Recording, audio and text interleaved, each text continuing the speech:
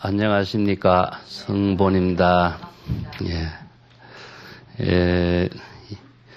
이번 주 수요일부터 12회에 걸쳐서 무상사 법당에서 여러분들하고 선학특강이라고 하는 제목으로 같이 공부할 수 있는 인연을 맺게 된 대단히 반갑고 다행스러운 일이라고 생각합니다. 선학특강이라고 하는 그 이야기를 하니까 불교하고는 달리 또 선이 있는 것처럼 많이 이렇게 이해하시는 분이 많은데, 불교의 참된 정신을 올바르게 자기 자신의 지혜와 인격으로 만드는 것이 선이다라고 여러분 이해를 하시면 됩니다. 이번 시간에는 선불교란 무엇인가, 선이란 무엇인가 하는 이야기를 한 두 차례 종합적으로 이야기하고, 다음에 인도에서 선이 이루어진 그 환경과 풍토, 그 다음에 인도의 대성불교의 선사상이 중국으로 건네와서 중국에서 중국인들의 또 민족과 정신과 풍토 속에서 인도 불교의 정신인 선불교와 어떠한 관계를 속에서 새로운 발전을 이루어냈는가. 우리가 오늘날 지금 선수행을 하고 있는 여러 가지 전통이 조사선이나 가나선이란 말을 쓰고 있습니다마는, 이러한 조사선과 가나선의 수행 사상, 정신, 그 본질이 무엇인가, 이것을 우리가 역사적으로나 사상적으로 좀 체계 있게 이해를 하고, 우리가 그러한 불법의 가르침을 선을 통해서 어떻게 체득해야 될 것인가 하는 것을 같이 공부할 수 있는 시간을 갖도록 하겠습니다. 자, 우리가 단적으로 불교를 배우는 의미는 뭘까? 수없이 많은 성인의 가르침도 많은데 우리가 왜 불법을 배워야 될 것이냐 하는 점이죠. 우리가 이 점은 항상 우리 자신이 불법이라고 하는 그 위대한 부처님의 가르침을 통해서 자기의 위대한 삶을 실현하기 위한 그 가장 소중하고 가장 근본적이고 가장 본질적이고 가장 위대한 가르침을 배운다라고 하는데 의미를 두는 것이죠. 오늘날 정보가 세계 각국에 쉽게 우리가 수집할 수 있는 그런 시대가 되었기 때문에 수없이 많은 성인들의 가르침과 인격과 지혜와 가르침을 비교할 수 있고 다 배울 수 있고 빠른 시간에도 쉽게 소화를 할 수 있는 그런 시대가 되었습니다. 그럼에도 불구하고 우리가 불법을 배우는 의미는 무엇일까? 많은 가르침 가운데서도 부처님의 가르침이 일체 어떤 존재에도 얽매이지 않고 무궁무진한 대자유를 제시해주고 있다는 점, 그 자유가 방종이 아니라 위대한 불법이라고 하는 가르침의 토대를 둔 자아의 위대한 실현을 할 수 있는 가르침이라는 점, 그 가르침의 내용을 우리가 두 마디로 이야기한다면은 지혜와 인격이라고 하는 두 마디로 요약할 수가 있습니다. 자, 그래서 우리가 불법을 배우는 의미는 무엇이냐? 부처님의 말씀을 우리가 맹종하는 것이 아니라 부처님의 말씀과 부처님의 지혜와 가르침을 내 자신이 바르게 배우고 익혀서 내 자신이 부처님과 같이 위대한 삶을 실현하는 의미를 두는데 불법을 배우는 의미를 두어야 된다. 그래서 우리가 성인의 가르침을 배우는 것은 무엇이냐 하면은 그러한 지혜를 우리가 배우는 점이죠. 그 다음에 그런 인격을 배우는 점입니다. 그래서 우리가 인격의 부분이 우리가 불교에서는 믿음을 토대로 해서 자기의 자아 실현의 근본의 기준을 설정한 것이 무엇이냐 하면은 계율이라고 하는 것이 있죠. 그래서 계율이 부처님의 가르침을 통해서 제시됐다. 두 번째는 그 계율의 정신을 인격을 통해서 지혜가 뒷받침 계율 생활을 해 나가야 되기 때문에 지혜를 배우는 불법을 익히지 않으면은 올바른 방향으로 나아갈 수 없기 때문에 바른 방향으로 갈 수 있는 불법을 배우는 의미를 두는 것입니다. 그래서 경전을 통해서 부처님의 지혜와 인격을 배우고, 그것이 단순한 지식을 배우는 것이 아니고 또 과거의 역사를 우리가 상식을 통해서 익히는 공부가 아니고, 불법은 자기 자신이 그러한 보살이 되고 부처가 될 수 있는 가르침을 배우고 익힌다는데 큰 의미를 두고 있습니다. 그래서 우리가 이제 많은 정보라든가 뭐 부처님의 말씀이라든가 이런 것을 정보라고 이야기하지만은 그것이 지식으로만 갖고 있으면요, 자기 자신의 변화가 생기지 않습니다. 그 지식을 지혜로 바꾸어야만이 자기 자신이 변화를 만들어갈 수 있어요. 그래서 우리가 불법을 배우고 익힌 의미는 부처님의 위대한 지혜와 인격을 자기 자신의 지혜와 인격으로 만들어가는 공부를 해야 되겠다. 자, 만들어가는 구체적인 공부가 선이라고 하는 방법인 겁니다. 그래서 우리가 참선 수행을 하는 의미는 경전을 배우고 어록을 배우고 또 그것을 지식으로 배우는 것이 아니라 자기 자신의 지혜와 인격으로 만들어가기 위해서 참선 수행을 하는 것이다. 자, 그래서 부처님의 말씀과 지혜를 통해서 자기를 우선 변화시켜 나가는 공부를 하기 위해서 불법을 배운다. 변화시키는 공부를 그럼 구체적으로 어떻게 해야 될 것인가 하는 것이 우리가 불법 공부, 참선 공부, 선 공부의 방향과 방법이라고 할 수 있겠죠. 그래서 이것은 이제 여러분들이 법회에 참석해서 같이 부처님의 말씀을 같이 공부하고 배우고 익히는 것도 중요하고 또 경전을 통해서 배우고 익히는 것도 중요하고 다양한 방법을 가질 수는 있습니다만은 가장 중요한 것은 자기의 의식적인 사고를 바꾸지 않으면 자기 변화가 이루어지지 않습니다. 그래서 참선은 자기를 바꾼다. 의식의 사고를, 어떤 의식의 사고를 바꾸냐. 우리가 일상생활하는 모든 삶이 차별, 분별심으로 일어나는 중생심의 삶이 되고 있습니다. 이 중생심의 삶을 부처님의 마음으로 바꾼다. 첫 번째. 자, 그렇기 때문에 바꾸어 나가는 공부를 하는 것이 참선 공부입니다. 그래서 이 바꾸는 방법을 알아야 되겠죠. 그래서 이제 방법이 무엇이냐? 부처님의 가르침이라고 할 수 있어요. 두 번째는 무엇이냐? 자기가 바꾸기만 한다면은 자기의 삶의 실현이 안 되겠죠. 그래서 자기의 생각이 바뀌면 얼굴이 바뀌고 자기의 모습이 바뀌고 인격이 바뀌고 삶이 바뀌고 자기의 인생이 바뀌고 위대한 불법의 보살도의 삶으로서 자아 실현이 될 수 있도록 바꾸어 나가는 겁니다. 이 바꿀 수 있는 방향과 방법을 제시해 놓은 것이 부처님의 가르침이다라고 하는 점입니다. 불교의 가르침에 우리가 개정해 사막으로 정리할 수가 있죠. 자, 아까도 이야기했지만은 불교는 믿음에서부터 출발하고 있습니다.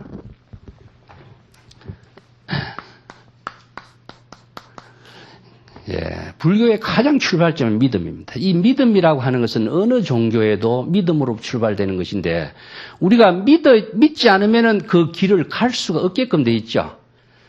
어느 길을 가기 위해서는 그 길을 가야 될 것인가 말아야 될 것인가 믿음이 가야 되겠다는 확신이 서야만이 길을 가는 것처럼 믿음이라고 하는 것은 어떠한 출발점을 마련하는 겁니다. 자기가 어느 방향으로 나가야 될 것인가 출발점이다. 근데 다른 종교의 믿음과 불교의 믿음의 차이점은 무엇이냐 하면은 믿음의 대상을 다른 종교에는 두고 있습니다만은 불교에서는 믿음의 대상을 자기 자신과 법에다 두고 있습니다. 그랬죠. 아까 자등명, 법등명이라고 그랬죠. 부처님도 부처님을 의존하지 마라. 중국의 선성들도 내 자신이 하는 말을 믿지 마라. 그렇게 이야기해요. 그럼 믿어야 될 것이 무엇이냐 하면은 자, 법이라고 하는 것입니다. 그 다음에 자기 자신이라고 하는 겁니다. 그래서 불교는 법을 깨달아야만이 법을 설할 수 있고 법을 깨달아야만이 법의 지혜로운 삶을 살 수가 있기 때문에 그것이죠. 그래서 믿음이 출발점이다. 그런데 이 출발점의 믿음을 어느 방향으로 가야 될 것이냐 하는 것이 중요한 겁니다. 그래서 이제 불교에서는 이것을 신해 행정이라고 하는 4가지 단계로 이야기하고 있어요. 불교의 수행의 골격을 적혀보겠습니다.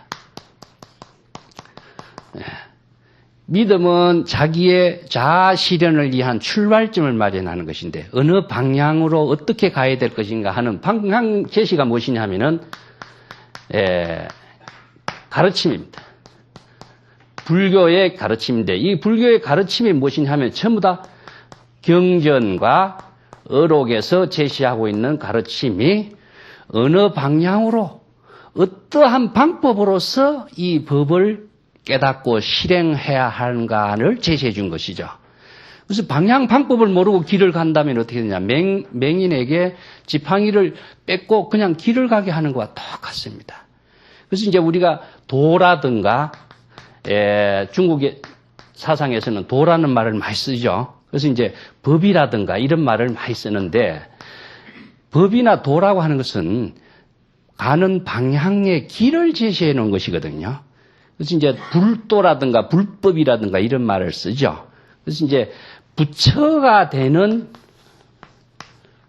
법을 제시하는 것이 불법이고 부처가 서라는 법이 또 불법인 것이죠. 그래서 불교는 전부 다 법을 중심으로 이루어지는데 부처란 말을 쓰니까 우리가 법당에 모셔진 부처님의 등신부를 통해서 우리가 항상 대상을 믿는 부처님으로 생각하는 경우가 많은데 궁극적인 부처는 자기 자신이 부처가 되어야만이 되는 것이거든요. 이게 이제 믿는 부처라고 한다면 그러면 기독교에서 신을 믿는 그와 뭐가 다를 것이냐. 자기 자신이 부처로서 위대한 삶이 실현되도록 가르친 것이 불법의 근본 정신이고 그것을 구체적으로 실천 수행하는 것이 참선 수행인 것이죠. 그래서 여기에 우리가 도라고 하는 말은 제가 나중에 중국 조사선에 가서는 자주 이야기하겠습니다만 법이란 말이 무엇이냐 하면은요.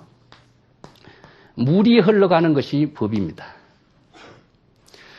이게 불교에서는 인도 철학에서나 불교의 근본 교리에서 이야기하는 법은 무엇이냐 하면은 인과 연이 결합된 것을 법이라고 합니다. 이것은 모든 시간적인 개념 토대 위에서 모든 존재가 인과 연의 결합에 의해서 이루어지고 있다는 사실을 불교에서는 법으로 표현했어요. 그래서 부처님이 깨달은 내용이 무엇이냐? 인연법이죠. 연기법입니다. 자, 인연법과 연기법을 깨달았기 때문에 우리가 인연법과 연기법에 끄달리지 않는 지혜를 체득할 수가 있는 거예요. 자, 인연의 결합을 통해서 만들어진 것을 우리가 과라 그러죠. 이 과는 우리가 어떤 존재를 이야기하고 있는데 어떤 사물을 이야기하고 있습니다. 어떤 사물이 인연의 결합에 형성되면 존재가 생겨나는 것을 생이라고 그래요. 존재가 생겨나면 그냥 생겨난 상태로 머무르지 않죠. 그러면은 생주 이멸을 거치게 되는 거죠. 그러다 보니까 이것을 무상이라고 그럽니다. 무상한 존재가 되는 것이죠. 그래서 무상한 존재가 되는 겁니다. 이걸 생로병사라고도 이야기해요. 태어난 모든 존재는 인연법에 의해서 태어난 모든 존재는 생로병사, 생주이멸을 거치게 돼 있습니다. 궁극적으로 파괴되면 어떻게 되죠? 불교에서는 공이라고 그럽니다. 이게 불교에서 말하는 인연법입니다. 그래서 만법은 일체의 모든 법은 인연법에 의한 것이고 궁극적으로는 무상한 존재이고 궁극적으로는 공으로 되도록 하는 구조가 돼 있어요. 그런데 이것을 우리가 아는 것은 부처님이 깨달아서 알아서 밝혀놓은 진리인데 이 진리를 우리가 이것만 상식적으로 알고 있다고 우리가 지혜가 생기는 거냐? 안 생긴다. 그렇다면 이 무상을 어떻게 극복해야 할 것인가 하는 지혜가 또 있어야 되겠죠. 그래서 불법은 아주 과학적인 방법이고 또 언제 어디서라도 바르게 우리가 인식하고 자기가 체험하고 자기가 경험해서 체득할 수 있는 가르침을 이야기하는 것이지 허황된 가르침을 설해놓은 것은 하나도 없습니다. 그래서 이제 그것을 체험하고 자기 자신의 지혜로 만드는 것이 무엇이냐 하면은 선이라고 이야기하는 것이죠. 참선은 무엇이냐? 지혜를 자기 자신이 체득하는 겁니다. 자, 여기서 제시하고 있는 가르침이 지식이라고 한다면은 이 지식을 어떻게 자기 자신의 지혜로 만드는 구체적인 실천을 어떻게 해야 될 것이냐 하는 거죠. 이것을 우리가 이제 참선하면 여러분 어떻습니까? 조금 전에도 앉아서 입정에 들었지만은 가만히 앉아서 참선하죠. 이렇게 참선을 어떻게 해야 할 것이냐 하는 것이 우리가 이번 제가 여러분들하고 같이 선학특강 공부할 내용이에요. 수없이 많은 참선 방법이 있고 참선의 여러 가지 과정을 제시하고 있지만은 이러한 과정을 우리가 불법을 내 것으로 만드는 방법을 어떻게 해야 할 것이냐 하는 거죠. 자, 여기에서 지식을 지혜로 전환시키는 참선을 해보자. 지식을 지혜로 전환시키지 못한다면은 아무리 지식을 많이 갖고 있더라도 지식의 숲에 빠져서 자기가 벗어나지 못하게 되죠. 여러분, 그래서 이제 경전의 지식을 자기의 지혜로 전환시켰을 적에 깨달음이라고 하는 지혜가 생겨요. 깨달음이 이루어지는 겁니다. 자, 여기에서 믿음이라고 하는 출발점에 가장 힘이 되는 것이 무엇이냐? 원력이라고 할 수 있습니다. 그래서 대성불교의 출발점은 믿음을 원력으로서 실현하는 그것에서 출발하는 겁니다. 우리가 원력이, 가장 큰 원력이 사홍서운이 있죠? 예, 그 다음에 제불보살이 모두 다 원력으로서 출발해서 원력의 삶을 실현한 사람입니다. 그래서 이제 원력에서 출발해서 깨달음의 지혜를 이루었다면은 이 지혜는 어떤 지혜냐 하는 거죠. 자, 여기에서 깨달음의 지혜를 이룬 사람을 부처라고 합니다. 여기에서 원력을 세운 사람을 보살이라고 한다. 보살의 원력을 세워서 신해 행정의 과정을 쭉 거쳐서 부처가 되었다. 그래서 우리가 가끔 부처가 됐다면은 자기 모습이 완전히 바뀌어서 부처가 된 것처럼 이렇게 형상과 환상적인 생각으로 부처의 모습을 그려서는 안 됩니다. 자, 일체 중생이 모두 불성이 있죠. 불성이 있는 것은 가능성이 있는 것이다. 어떤 가능성이냐? 부처가 될 수 있는 가능성을 이야기해요. 그 가능성 그 자체만을 아무리 강조한다고 해도 부처가 되지 않습니다. 이 가능성을 실현할 수 있는 방향과 방법이 무엇이냐? 이 과정을 거쳐야 돼요. 이것을 우리가 전체적으로 이야기해서 수행이라고 합니다. 자, 그렇다면은 참선은 원력을 세우는 보살의 출발점에서 참선 수행은 경전을 토대로 해서 경전의 지식을 지혜로 바꾸는 참선 수행을 해야 되겠죠. 그러면은 부처님의 84,000의 모든 경전의 지혜가 자기 자신의 84,000의 지혜가 되는 겁니다. 그럼 여기에서 이야기하는 불성의 가능성의 지혜는 근본지를 말해요. 일체 중생이 모두 본래 구족하고 있는 근본의 지혜가 없으면 부처가 될 수가 없어요. 그래서 불성에 구족되어 있는 덕이 무엇이냐? 일체 중생이 모두 부처와 똑같은 지혜와 덕성을 구족하고 있다. 이런 말을 하고 있죠. 그러면은 구족하고 있다라고 하는 것 자체가 능력을 갖추고 있다라고 하는 말과는 다르죠. 이걸 착각을 하면 안 됩니다. 구족하고 있는 것을 능력으로 실현할 수 있도록 하는 과정은 신해행정이라고 하는 수행과 교육을 거치지 않고서는 불가능합니다. 인간이라는 것은 끊임없이 교육을 통해서 끊임없이 자아 실현의 지혜가 변화되어 나가는 것이지 정지 상태로 그것이 하나의 고정된 지혜의 상태로 존재한다는 것은 있을 수가 없습니다. 그래서 불교에서 가장 기본적으로 가르치는 게 무상이라고 하는 가르침이 그거예요. 항상 존재하는 것으로 착각한다면 불법은 바르게 배우는 사람이라고 할 수 없습니다. 그렇기 때문에 이 84,000의 지혜는 무엇이냐? 이건 방편의 지혜라고 합니다. 자, 부처님이 중생구제를 하기 위해서 펼친 가르침의 지혜는 근본지냐? 아니죠. 방편지입니다. 왜 84,000이라는 방편지를 이야기했느냐? 중생의 병이 84,000의 병이가 있다. 이것은 무엇이냐면은 한정된 84,000이라는 숫자가 아니라 무궁무진하게 많다라고 하는 숫자적인 표현을 84,000이라고 그래요. 그럼 일체 중생을 구제한다라고 하는 부처나 보살의 원력의 삶이 하나의 지혜 가지고 이 많은 중생을 어떻게 구제할 수 있겠느냐? 불가능하겠죠. 그래서 부처의 위대한 자아 실현의 원력의 삶은 수없이 많은 방편의 지혜를 구족해야만이 중생을 구제할 수 있는 능력이 갖춰지는 겁니다. 자, 여기에서 방편지고 중생을 구제하려고 하는 원력이라고 하는데 뭐가 필요되냐면 자비심이 필요해요. 그래서 이제 이 펼칠 수 있는 중생을 위해서 법을 설하는 그 마음이 무엇이냐? 자비심입니다. 이 자비심이 부처님의 인격이다. 자, 이것을 우리가 84,000의 방편지혜를 구족하는 것을 문수의 지혜라고 하고, 자비심으로서 방편의 법문을 자비심으로 펼치는 것을 보현의 자비라고 합니다.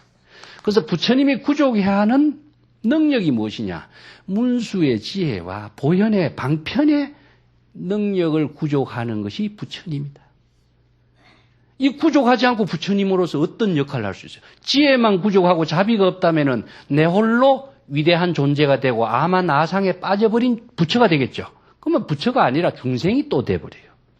부처로서의 위대한 삶을 실현하기 위해서는 아상과 아만이라고 하는 아상인상이라고 하는 자아의식에 완전히 빠지면 안 돼. 항상 그 자아의식에 빠지지 않는 위대한 삶의 실현이라고 하는 것은 자비심이라고 하는 보살행을 통해서 이루어지는 겁니다. 이건 뭐냐? 정지 상태가 없다. 끊임없이 작용하고 있는 상태로서만이 실현이 가능한 것이다.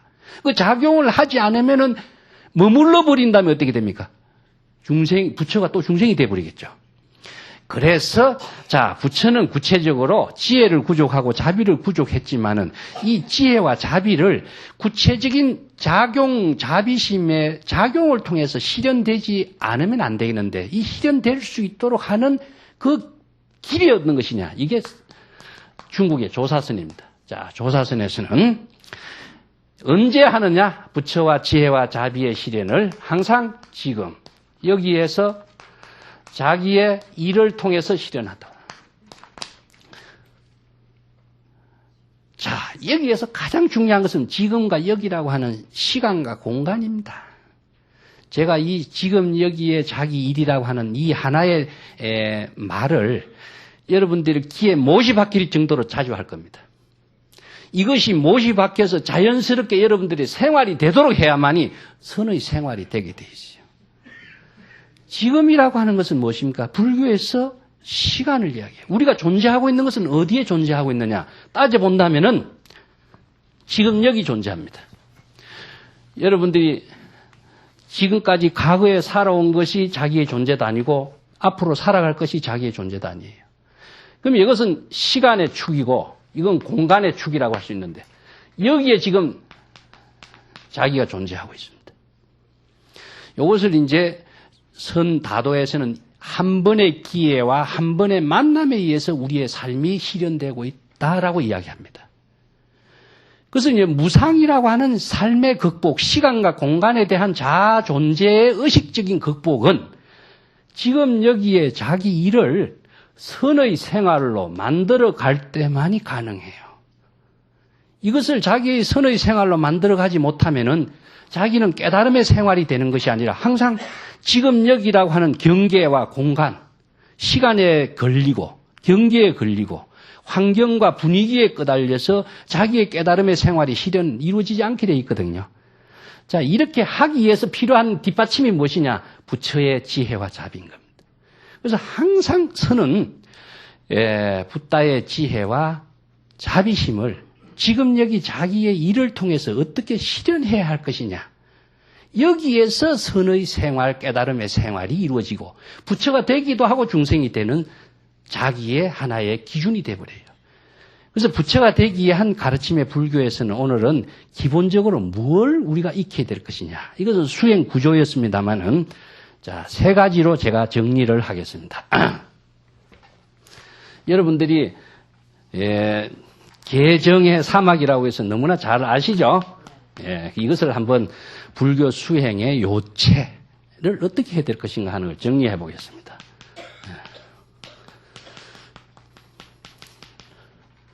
계율이라고 하는 것은요, 우리가 좋은 방향으로 나아가게 하는 하나의 기준을 설정하는 것이다. 아주 쉬운 이야기입니다.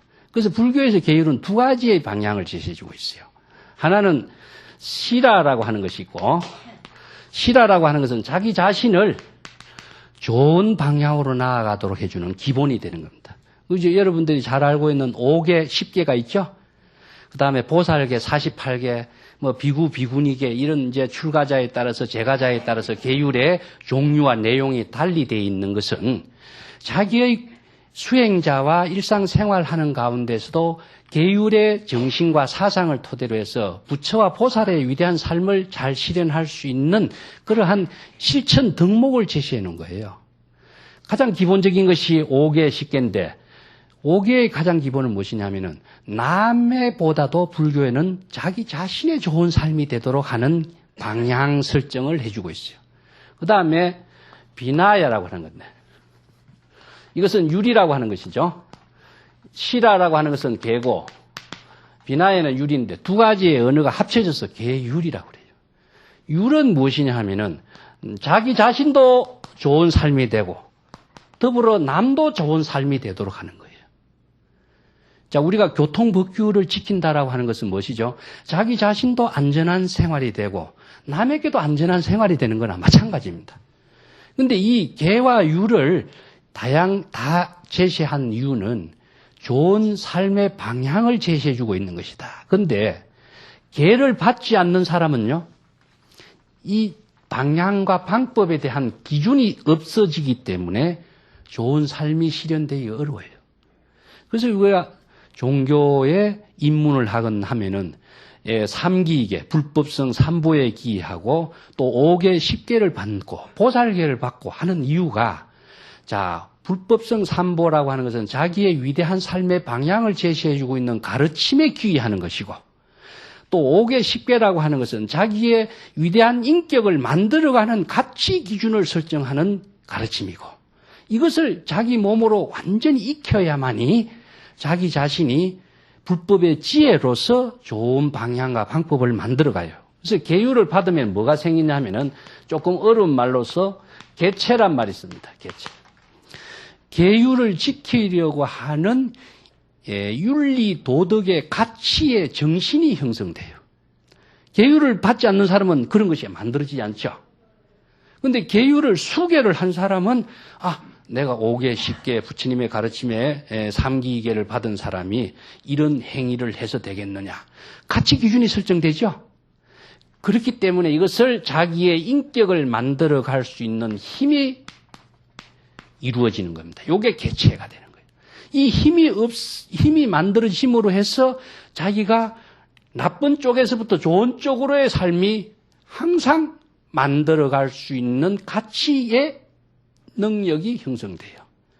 이 힘이 있기 때문에 우리는 항상 혼돈 속에서, 혼란 속에서, 불확실성 속에서 긍정적이고 확실한 방향으로, 질서 있는 방향으로, 자기의 위대한 삶이 실현되는 방향으로 자기 자신을 만들어 갈 수 있는 자정의 능력을 갖게 돼요. 그래서 우리가 자기 스스로를 정화하는 힘이 개체를 갖고 있느냐, 갖지 않느냐에 따라서 만들어지는 겁니다. 그런데 이 개를 뒷받침해 주는 것이 무엇이냐 하는 것은 모든 것에 불교에서의 사상이 뒷받침되지 않으면 불가능해요. 그냥 개만 죽고 사상이 없이 이게 실천되겠습니까? 안 되겠죠. 그래서 불교에서 개정의 사막이라고 하는 모든 힘을 발휘할 수 있는 것은 사상인데 이것을 지혜와 인격이라고 하는 말로 요약되는 겁니다. 그래서 지혜와 인격이 뒷받침된 수계, 계율, 생활이 만들어지도록 해주는 거고. 이 정이라고 하는 것은 이제 불교에서 선정이란 말로서 많이 쓰는데 이 참선 수행의 가장 핵심적인 것이 이 선정입니다. 선정. 선정의 방법으로서 제가 나중에 천천히 이야기하겠습니다만 수없이 많은 방법을 이야기하고 있죠. 뭐 사념처법도 쓰고 수식관도 쓰고 구상관도 쓰고 뭐 오정신관도 쓰고 수없이 많은 관법이라. 그래서 우리가 불교의 경전에서 관법이라고 하는 이러한 내용이나 자 부처님의 가르침에서 영기의 법을 깨닫게 된 것도 이 관법인 겁니다. 모든 것이 이 선정을 통해서 이루어지는 것인데 이 선정의 참된 수행의 내용이 자 조사선과 가나선에서는 어떻게 다른 것이냐 하는 것을 이제 앞으로 제가 이야기하고 구체적으로 실천해 볼 수 있는 시간을 같이 갖도록 하겠습니다. 자, 선정의 가장 기본은 무엇이냐 하면요. 산란된 마음을 안정시키는 것이죠. 우리가 마음이 들떠버린다면 몸이 들떠버리고 불안한 가운데 우리의 지혜로운 생활이 이루어질 수가 없게 되어 있어요. 그래서 가장 기본적으로 여러분들이 우리가 마음을 안정시킴으로 해서 지혜로운 생활도 이루어지고 자기의 일상생활도 정상적으로 가능할 수 있게 되는 것이죠. 그래서 선정의 방법을 다양하게 하고 있어요. 그래서 이제 가장 근본적인 수행 방법과 일시적인 수행 방법을 나눌 수가 있어요. 자, 이것을 일시적인 수행 방법으로는 응급처치라 내가 이야기합니다. 응급처치 방법은 수없이 많이 있습니다. 이것은 부파불교 시대에 부처님의 제자들, 그것도 제자들이 개성하고 있는, 개발하고 또 새로운 시대에 따라서 응급처치 방법으로 수행 방법은 무궁무진하게 많이 있어요. 자, 어느 것이 좋고 어느 것이 나쁘고 이런 판단을 갖고 있으면 안 됩니다. 불교에서는요, 버리고 취할 것이 있으면 중생이 돼버려요, 스스로. 병에 따라서 처방, 약이 다른 것이다. 요 정신으로서 수용하고 내가 이것을 받아들일 것이냐, 받아들이지 않을 것이냐 하는 것을 선택해야 됩니다. 자, 응급처치형이고, 두 번째는 근원적인 완전한 선정의 방법을 제시하고 있어요. 이 완전한 선정의 방법은 견성이라고 하는 차원에서 만들어낸, 제시하고 있는 조사선의 선정 방법입니다.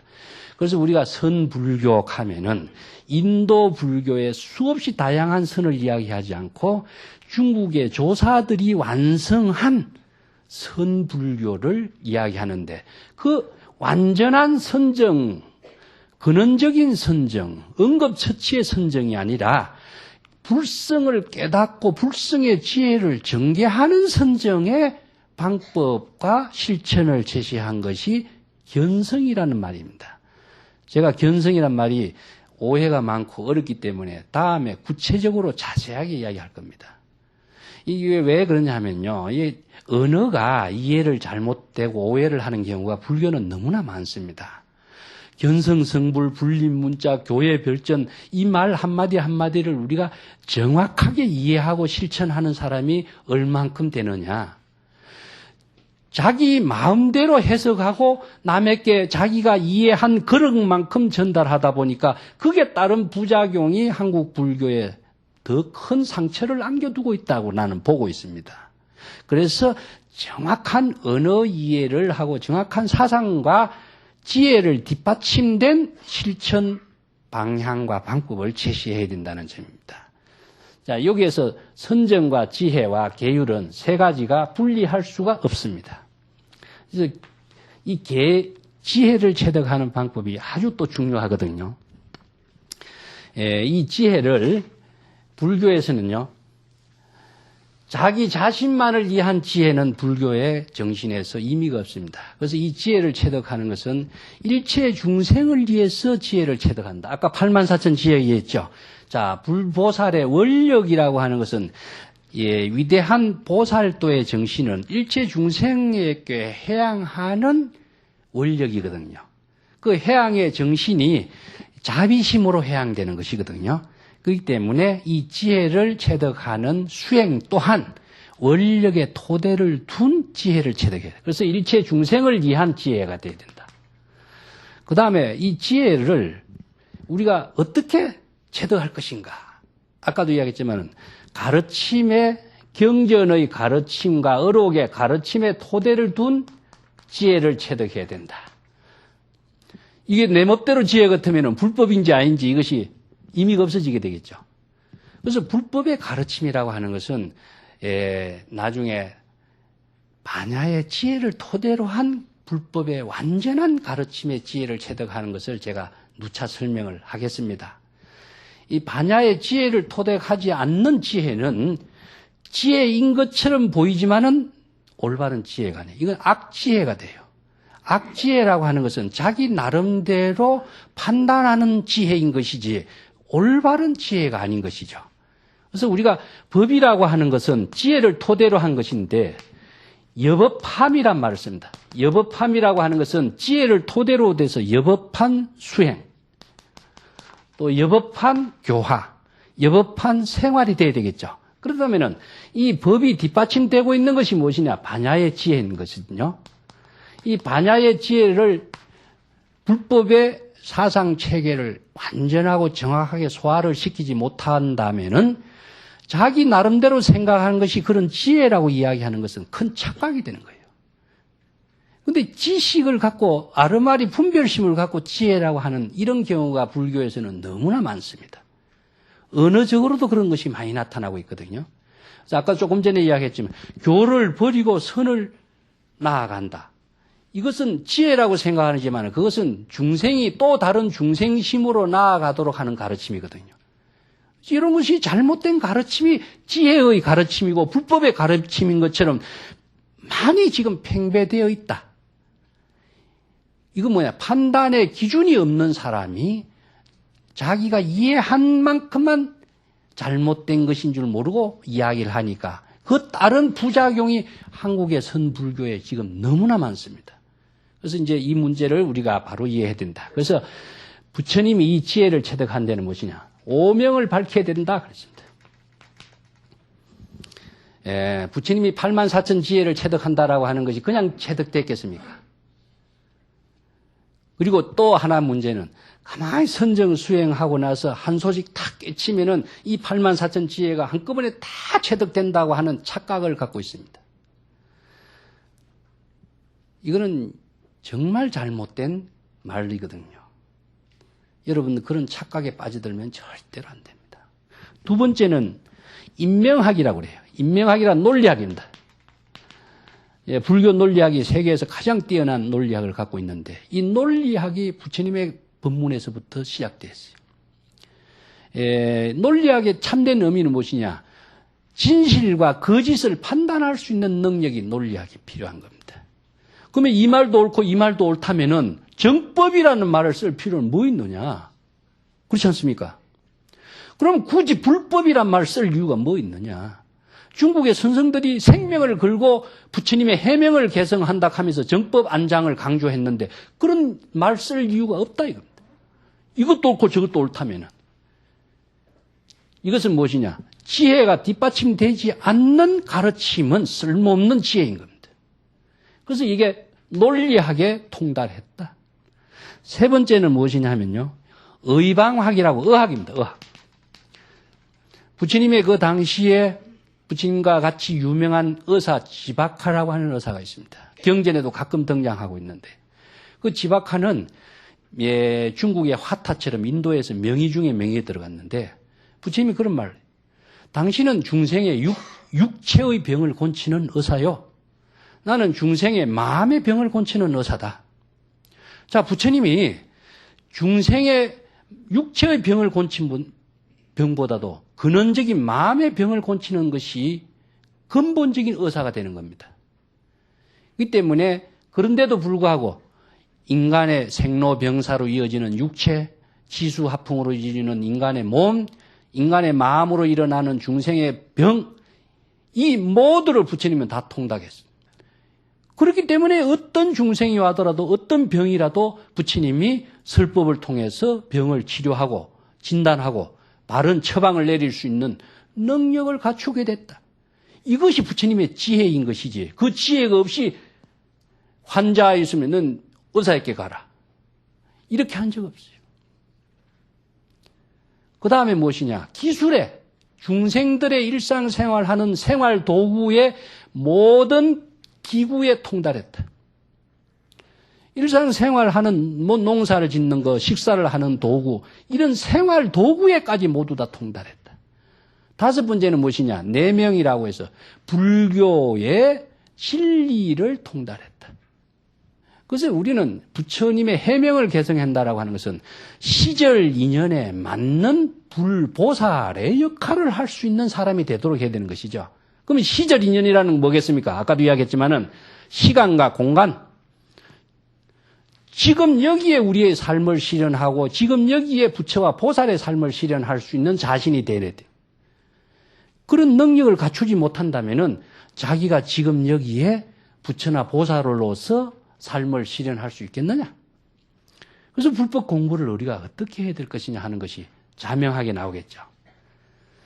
제가 여기에 개정의 사막이 돼서 요약을 했습니다만 이런 지혜를 부족하는 것이 일체종지라고 하고 부처님의 지혜라고 이야기하는데 한국 선언이나 다른 선성들이 참선 수행을 통해서 깨닫게 되면 이 지혜가 한꺼번에 다 얻어지게 될 것이고 한꺼번에 터질 것이라고 생각하는 이 착각, 이 환상 때문에 불법 공부가 안 되고 있다는 거예요. 그래서 이 불법 공부를 바르게 할 수 있는 우리가 불자들이 되어야 이 시대 불보살로 역할할 수 있는 사람이 나올 수가 있어요. 그런데도 보면은 어떻습니까? 제가 가나선의 시대에 대해서 나중에 조금 언급을 하겠습니다만은 너무나 많은 언어의 부작용, 언어 속에 벗어나지 못하고 있다. 제가 법에 의거하고 사람에 의거하지 마라 하는 말을 다시 한번 강조를 하겠어요. 부처님의 열반경에서는 불법 수행자가 여법 수행자를 하기 위해서는 4가지 의거해야 될 것이 나옵니다. 이것은 무엇이냐? 지혜에 의거하지, 지식에 의거하지 마라. 지식이라고 하는 것은 아까도 이야기했지만은 우리가 불교에서 선에서 이야기하는 아르마리 분별이죠. 이것은 지식이라고 하는 것은 하나의 정보입니다. 정보. 수없이 많은 정보를 알고 있지만은 정보 그 자체에 얽매여 버린다면은 정보의 노예가 돼 버려요. 그래서 정보를 활용할 수 있게 하기 위해서는 정보를 지혜로 만들어야만이 자기의 지혜의 살림살이를 만들어가 지혜로운 삶을 실현할 수 있는 능력을 갖추게 돼요. 그래서 이제 지식에 의지하지 말고 지혜에 의하라. 두 번째는 법에 의하지 사람에 의하지 마라.